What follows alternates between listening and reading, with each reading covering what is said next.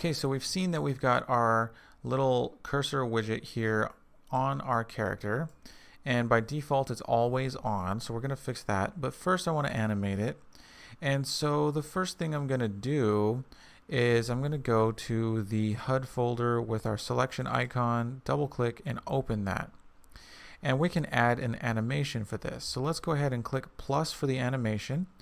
We have a new animation and we're going to call this cursor animation, and we can click on that and you'll see that we have the timeline here. We can click the timeline, we can add a track, and what I'd like to do is we're going to add actually we're going to use cursor animation here. We're going to click plus add track, and we're going to we want to add the track for the particular widget, and it's called image 77. Now we can go up and rename that if we want to, or we can just select it, that's fine. And now we have this track, and we can add a track in this image 77 for animating it. And one thing I'd like to animate is the we're going to use transform. So transform here, we have translation, rotation, scale, and shear. And you'll see that it starts off here at 0 for everything.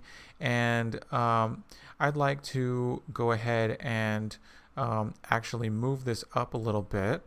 And so let's take the translation and let's take the Y and let's move it up. I'm going to click so I don't have that medallion in the way. And I'm going to drag and move this up a little bit, like so. So let's put it at, say, -100. And we can keep this as a keyframe, and then we can move this forward to about 0.5 seconds, and we can bring it down to 0. And then of course we can bring it to a full second, and if we want to, we can put this back to -100, and that way if we hit play, it hovers up and down. It goes up and down. And so that is a nice simple animation that we can use. So that's for transform. We can add another track if we want to, and I'm going to add color and opacity. And so I'd like to actually go from 100% opacity, and so I'd like to add a keyframe for that for the alpha. And then as we go down and back up, I'd like to go to 0, or at least something close to 0, like 0.2 opacity. So let's play that, and you'll see that it kind of fades out, and then it should start back up at the original spot. And so I think I could even make this a 2-second animation and put a another transform part here for the Y. I can put this down, let's see, it's at -100 here, it's at 0 here. At 1.5 I can put it at 0 and add another keyframe, and as soon as I set it to 0 it automatically adds one. And then of course at 200 I can put it back to -100, and you'll see that we've set our opacity to 0 by this point, and then we can set it back to 1 at the end. So let's close the transform and put the, it was not 0, it was 0.2, but we can put it back to 1 at the end there. That way if we hit play, you'll see that it's fading in and out as far as opacity is concerned, and so that looks good. We could even change the color if we want to.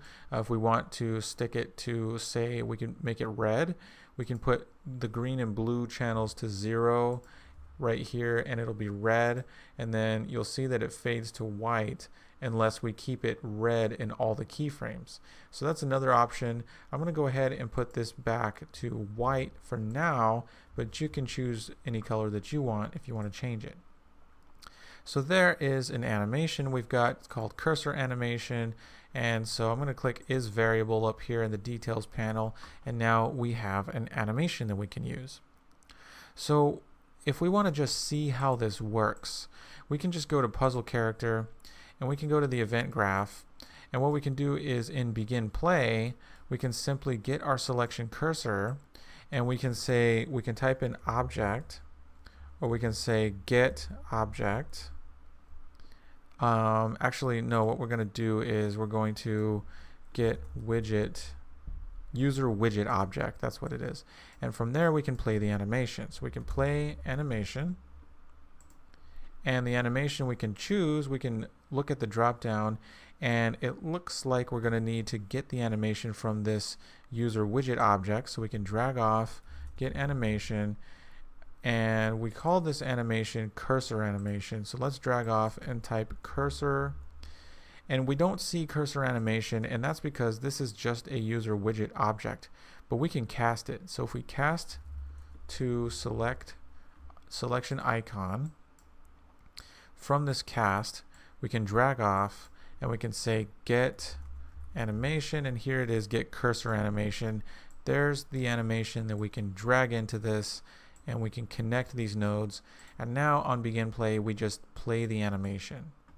So why don't we take a look and see how this looks.